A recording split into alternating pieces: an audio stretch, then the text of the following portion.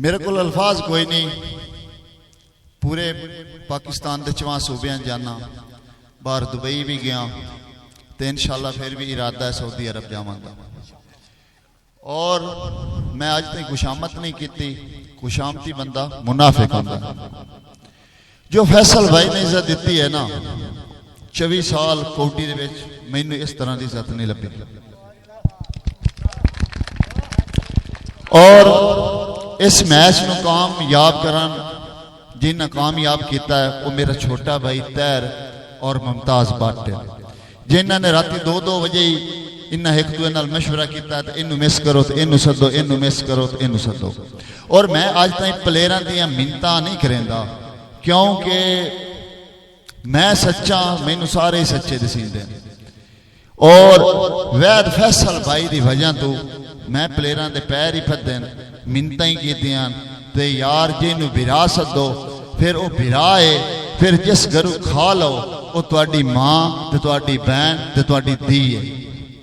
और इस इलाके का शुक्रिया अदा करना। और जो भाई ने अल्फाज बोले क्या ही बात है, इहो जे अल्फाज बहुत घट सुनाई देंदे मैचों के ग्राउंडों के विच।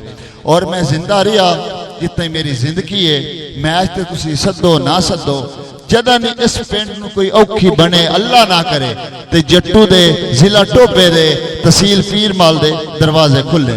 वसते रहो, आबाद रहो, नारा हैदरी। एक मिनट। और मैं अपनी तरफ है जो कप तुसा मैंने दिता है, ये मैं उस्ताद मुमताज भट्ट नूं देना, क्योंकि कुछ लोगों नूं इज्जत मिल जाए फिर वो अपनी औकात भुल जाते, तो जदन अपनी बंदा औकात भुले उदन फिर सीधा जमीन ते डांदा।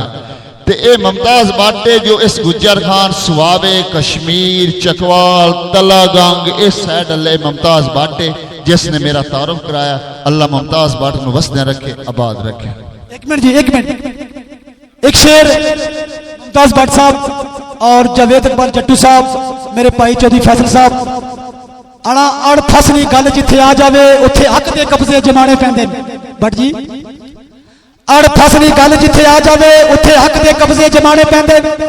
तेरी और मंजिल दुनिया और दस्ती नाल इलम दे करतब दिखाने पैंदे। जट्टू साहब, काला नाग जे रस्ता डक लवी मंत्री बन के मंत्र दिखाने पैंदे, ते खौफ दिला चू भट्ट साहब, दिला चू मौत का खौफ कट के पुत्र सप्पां दे हत्थां ते चाणे पैंदे, पुत्र सप्पां दे हत्थां ते चाणे पैंदे। एक तरफों मैं अपनी तरफों सारे का शुक्रिया अदा करना। चौधरी फैज साहब, मैं तुहाडे का गुजारिश करसा, ऐ तो तुसीं थके हुए हो, 2-3 हफ्ते तो तुसां दिन रात दौड़ दौड़ के ज़ाहिर सी बात है तुसां की बेसुनी हुई है, लेकिन अपनी जबान नाल अपने चंगे लफ्ज़ां नाल अपनी पूरी टीम की तरफों जट्टू साहब का, भट्ट साहब का, सारे मुल्के पाकिस्तान दियां करीमां दा, भट्ट साहब करीम ते मान ना साडे जेड़े साडे ग्राउंडां दी जीनत बनदे, जेड़े सानू शुगल दसदे। सच्ची गल है कि भट्ट साहब इस मोबाइल ने दौर में यूट्यूब ना दौर है, तुहां की पता है जिन्हें जवाना जवानियां संभाल के रखियां, मैं उन्हें 2 हत्थों नाल सलाम पेश करना। तो मैं गुजारिश कर सा जनाब चौधरी फैज साहब के कि अपना इख्तामी अल्फाज तो साडू नवाजन। चौधरी फैज।